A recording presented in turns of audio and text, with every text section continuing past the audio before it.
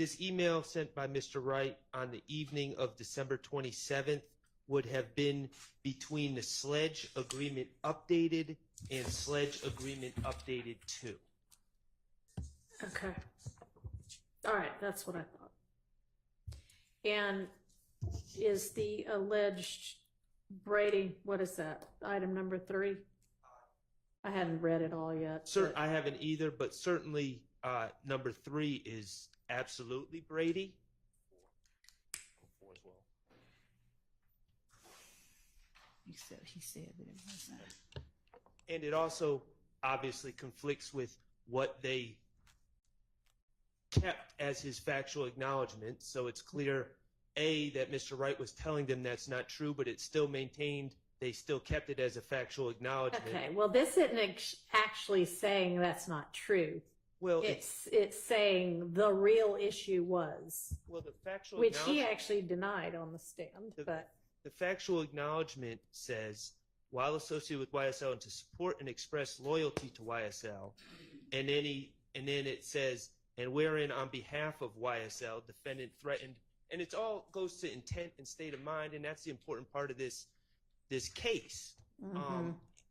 You know, no one's denying that the video was made, but what is the reason behind it? And from this email, Mr. Wright is clearly telling the state in an email on December 27th, the video may have seemed like an issue was gang related, but it was actually about a girl that Sledge was dating, and Kel started kicking it with her. That was the real issue behind that.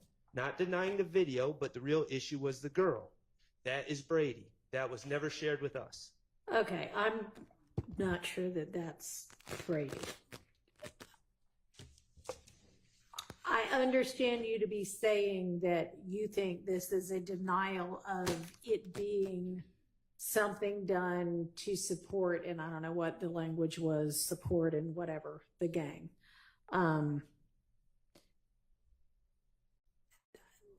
Your Honor, that's the crux of the case. Yeah, no, I know. And a whole lot of this, y'all are going to have to ultimately argue to the jury your various sides, but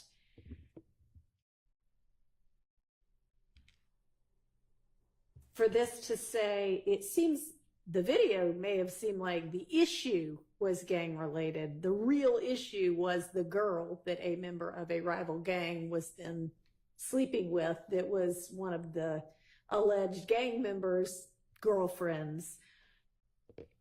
Might make that the real issue, but it doesn't necessarily make it in no way in support of the gang. And I mean, y'all can certainly argue that, but I don't think this is the kind of thing that is like, oh, this is, plus this wasn't the ultimate version. So I don't know what went back and forth after that. He ultimately signed with his attorneys, I don't know what the advice was, but knowledge, something that said whatever the ultimate number 3 was. And you know, y'all have secured evidence from the witness that he feels like he was pressured and coerced into that, and reasons behind it. So y'all have an argument there too, but I think we've done a good job doing that, but we did all that without the knowledge of this email, which should have been provided to us by the state. That's my only point. And for what it's worth, the a significant portion of the state's questioning and then a redirect of Mr. Sledge focused around whether or not he had there were specific things that he had asked that they change. And so what we end up having here, what we know now from the email that we didn't have before, is that, again, going back to number 3, right, number 3, as in its final form, talks about being associated with YSL, and talk about the video and where he's brandishing a weapon using a drive-by shooting to harm a person named Kel, a rival gang member. But the state knew, certainly when they were redirecting Mr. Sledge a little while ago, that Mr. Sledge, through his attorney, had given them the information, had specifically denied that number 3 was accurate. All right. Y'all are saying had specifically denied, and I don't read it that clearly. I don't think that's a specific denial. That's more of like I'm clarifying that this is really more about the girl than anything else, which it frankly is. So, okay. I mean, I hear what you're saying, but I don't read it that way. If you look at number 4 also, Your Honor. Okay. Number 4 of the defendant's factual acknowledgments, and you got to excuse me because I'm kind of flying back and forth between the different versions. Yeah, we all are. But, number 4 talks about on April 28th, as reflected in the indictment, that the defendant and fellow YSL associate, Demiki and Garlington, I'm just reading it into the record so I can perfect it, committed a drive-by shooting using the firearm defendant wielded in the video reference in part 3 of this section. So I'm looking at the email that we just received. Right. And it gives a whole total different accounting of that, where, and of course this is coming from Mr. Sledge because Mr. Wright says in his email, he said he didn't know because he was cool with Peanut, who was seeing his cousin, would even be at family reunions together.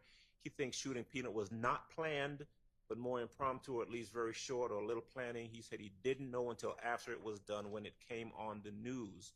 He had been watching the Patriots versus Steelers games with it, then the news reported it. So this again, and what you've got is the state directing and redirecting and challenging Mr. Sledge on these very specific factual allegations and whether or not he had told his attorney that, or whether or not he had suggested that be changed in the agreement. And what we have here, what we know now, is that Mr. Sledge was in fact sending those, correcting these very specific factual allegations, sending them to the state, and the state, well, because it doesn't appear in the factual acknowledgments, the state ignored it, or they refused to make it. Okay, so I'm not sure what y'all are looking at, because the version of number 4, factual acknowledgement number 4, that Mr. Wright is speaking to in this email that he sent on December 27, 2022 at 8:43 p.m. is, we agreed, at least Mr. Schardt and I agreed, was Sledge agreement, the one that is 452Y, from the one that's called Sledge Agreement. Well, there are 2 that are called Sledge Agreement Updated, but this is a correspondence between 452Y and 453Y, but ultimately the end product. After the one labeled Sledge Agreement Updated that came from 12/27 at 5:06 p.m. And that one reads, on January 10th, 2015, before the murder of Donovan Thomas Jr., defendant had personal knowledge that YSL associates were planning to murder Donovan Thomas Jr. Mr. Wright's response to that is essentially, Mr. Sledge does not think the shooting of Peanut was planned, but more impromptu, or at least very short or little planning. So that clearly got changed, because our final version doesn't say they were planning to. Yes. May I incorporate?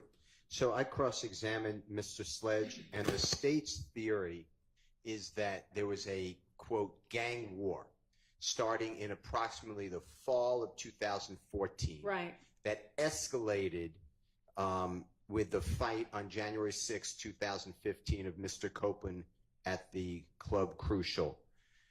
And then it culminated and then went on steroids thereafter, after January 10th. I would have used number 4 that you just read, Your Honor, to show that there was no animosity between Mr. Sledge, who's a supposed YSL member, and Mr. Donovan Thomas, who's a supposed leader of a, quote, rival gang. The reason I say this is because I knew about it. So listen, I want to make it clear. I knew about it because I spoke with Mr. Sledge through his lawyer. So I actually asked these questions. Right. I didn't know about this email. But the email. Go ahead. I'm sorry. But no, don't apologize. But the email is Brady, because what the state was saying is these two divisions. I didn't put Mr. Sledge on YSL, and that there is a total collapse between human beings. And that, to me, I learned Brady to be anything that is potentially exculpatory or impeachment or mitigation. And the court has heard now, Mr. Copeland said, I lied about everything. That, to me, is Brady. The statement on this number 4 is, to me, Brady, because it shows that there is not animosity. All right. So your belief about the Brady is not the part that I was talking about, but more the part that says he here is Mr. Sledge, at least at the beginning. He said he did not know because he was cool with Peanut, who was seeing his cousin and would even be at family reunions together. Does the he change there, and is the he become somebody else was cool? Who is the he that was cool with Peanut? Do we even know? We don't. I believe that is Mr. Sledge. Okay. And so you think it's Brady material that Mr. Sledge was cool with Peanut? Right, because Mr. Sledge he's been identified before you came on the case, the bench on this case, Okay. as from multiple, 2, definitely, maybe 3, supposed gang experts saying Mr. Sledge is part of this gang. Yeah. So to me, and it just fits into the whole, I thank you for allowing us to get these emails, but these emails there's a special duty here. And this is not the special duty, I don't believe. Okay. So I'd like to see all the emails from Mr. I think she's looking and sending all that she has. Is that correct, Ms. Love? 2 things. Yes, and when the court permits me an opportunity to respond to all of this, I would appreciate that opportunity. Okay. What was the second thing? Or 1 was yes, and 2, you want an opportunity to respond. Okay. All right. So Mr. Sledge has been available to the defense to speak to as well. We just heard that from Mr. Wright, in fact. And so I'm sure that Mr. Sledge, if asked, would have told anybody that asked, especially the defense, what his relationship and thoughts about Peanut were. So He did, and I Okay. even asked him about it, and he answered similar to this. all right. But that really is besides the issue. The issue is that the prosecution has to do. There's one thing. There's a Brady duty, and then there's a Brady violation. There's no violation because I knew about it, and it came out of court. But there is still the duty. Okay, a Brady, I mean, we all know what Brady material is, I hope. And if something is equally available and as easily gotten by one side as the other, that sort of takes it out of the realm of Brady.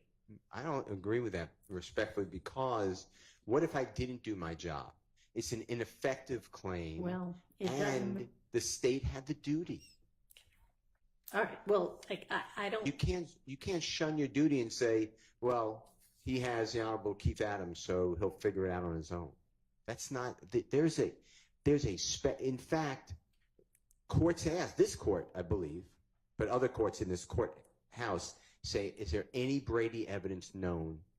Is there any evidence suppressible known by the state?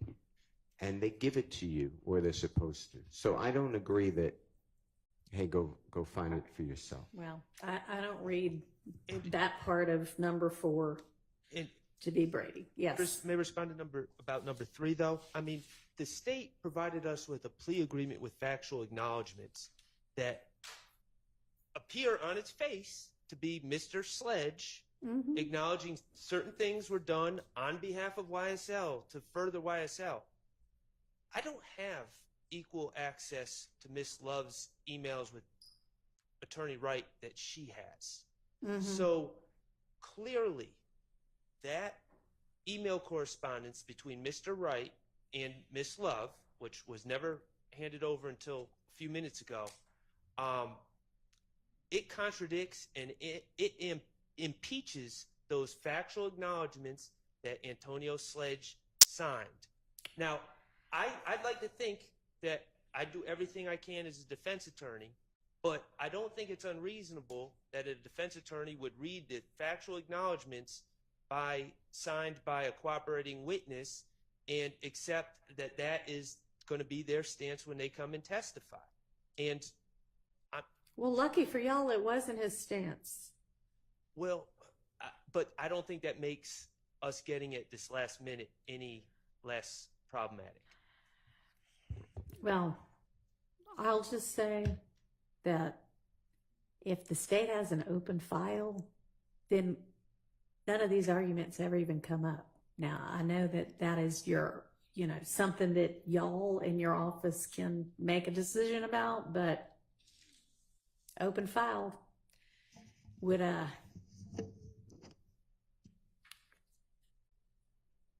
just exactly what I said. So, okay, Ms. Love, what do you want to respond to? What do you feel like there still needs to be a response to? Your Honor, I think that the court sort of encapsulated the position that I have pretty well. So you sort of took away many of the responses that I had. And so, in as much as anything else that Mr. Wright sent to me is being printed out, I think we have them all printed out. I'm going to send them over and disseminate to the counsel for the defense and to the court. Okay, thank you. In terms of what is and is not Brady, I mean, the Brady v. Maryland case establishes it, and there's all kinds of Georgia case law that sort of reiterates it. And one of the prongs is definitely that the defense did not possess the evidence, nor could the defense obtain it with any reasonable diligence. Disagree, respect. That's a violation. You can disagree with it, but it's what the case law that's holds. a violation. That's because the case law, in an appellate opinion, is saying the defendant, the accused, convicted person, the criminally accused, is now complaining and wants the case reversed because of a Brady violation. And then there's a 4-part test, and one of the parts is, was with due diligence this information accessible? I'm not saying that. Before that, there's a Brady obligation. That falls upon the state, whether it's easily accessible or not. If 2 experts say different things and the state puts them both on the witness list, but doesn't give the accused to say, hey, one expert says actually it's favorable for your client, and they hold back that report, that's a Brady obligation breach. Now, the fact that I was on notice that there's another person on the witness list, you would expect me to interview the person, and I would have found out about it. I mean, I think I understand what you're saying, is that if it is exculpatory or impeaching, there is an obligation to provide it. Okay. I guess I am looking at it from the position of, if you are claiming at this point, here's another Brady violation, I have to look at what are these factors, and I don't find those factors to exist here. Of the state. We shouldn't be getting it. I should have really had this before I cross-examined Mr. Sledge. Should have had it before trial. And Brady, the way I understand it, is an ongoing obligation that triggers immediately. Well, okay. Again, I don't read it in the same way that y'all apparently do. And I can't imagine that you would have wanted to use this particular exhibit, because if you used part of it, the rest of it could have come in, at least with regard to what's in each particular number. And the entirety of what's in number 4, I do not think would be beneficial to the defense side of the case. Sure. This exhibit, are you referring to the email or not the exhibit? I'm sorry, bad word if I use that. This email from Mr. Wright of December 27th at 8:43 p.m. I would like the opportunity to decide what I'm going to use and not. How about that? I understood. I guess we can tell Mr. Wright he can come back tomorrow too. At 9. Thank you. So have you, did you say you were going to print or you were going to forward the whatever other emails there were? I have printouts. Okay. Do you want to dole those out to everybody? Yes. Okay. In the record? Yep. For you? In Ray Haney, Haney. And that's 355 Georgia Peel, 658. It's footnote 1. It's 2020. And it reads, the state has a duty under Brady versus Maryland and Giglio versus United States. Giglio is Giglio, to disclose favorable evidence to the defendant in a criminal matter. This includes disclosure of impeachment evidence which could be used to show bias or interest of a party on the part of a key state's witness. And I say that solely because I don't believe what the court was saying about the 4-part test. That comes afterwards, after a person is... Right, I thought I clarified that. All right, thank you. How many, is this just one more email or is this a few? This is a series of emails. The emails that I got from Mr. Wright. I think I had him print out all of the ones that he sent me. Okay, and so this will be, will this stack include the 2 that you sent electronically or no? It's fine either way, I'm just wondering. I think so. I think I asked her to send out all of them. Okay, Print out all right. And you've got a copy for each of the 6 defendants and a copy for the judge? Yes, okay. And also, to the extent that I enter any of these, the copies that I'm giving to everybody, it includes everyone that I email them to. I'm going to take off that portion. Okay. And it will only include the email correspondence between me and Mr. Wright. Thank you. So, Your Honor. Yes. Let me inquire of the court because I want to be really careful about this. Okay. Mr. Wright, of course, is on the stand. He's a witness. He's been sworn. He's testifying. And my general thinking would be, well, we're not really allowed to talk to him at this point. I would think that's accurate. Right. My thinking, though, is as we're sitting here talking about it in regards to the email exchanges, and I'm not casting aspersions on anyone. We've received what the state said that they have in their possession, although they initially said that most of the correspondence were by phone. And I don't know whether or not there are additional email correspondences that may be in Mr. Wright's possession, and maybe not in the States. And I'm wondering if the court... Let me suggest that if you want to send an email to Mr. Wright, copying the state and saying, if you want to identify him, we've got, the email of whatever date, whatever time. If there are any others, can you please forward them to, everybody copied, which would be all of the attorneys. You can certainly do that. And then I'll copy the court on that email as well. Okay. Your Honor, may I request that the email simply request of Mr. Wright to forward everybody all the correspondence related as to. Well, sure. I guess that would be cleaner. Yes, thank you. That's fine. If you want to be the one that sends out the email, that's fine too. Thank you. Okay. That would you know what? One moment.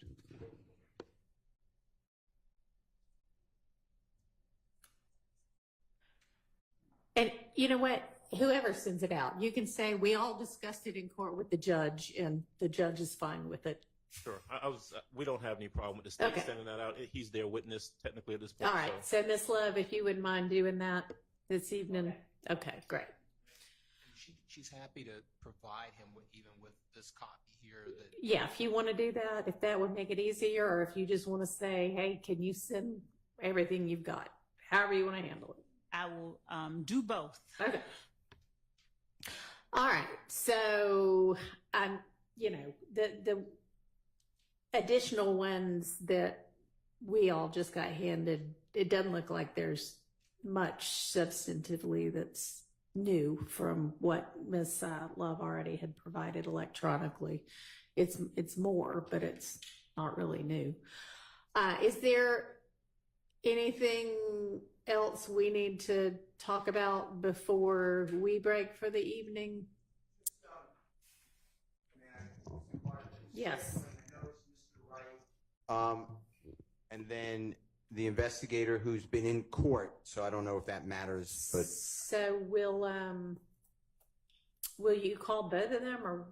I will call both of them. So Lieutenant Lansico she's been tasked with specific things as relates to this case, but I did not, at the time that we put Mr. Sledge on the stand, have any idea you'd be calling I didn't either expect of to them? have to call either one of them. But since we do, obviously there's case law that.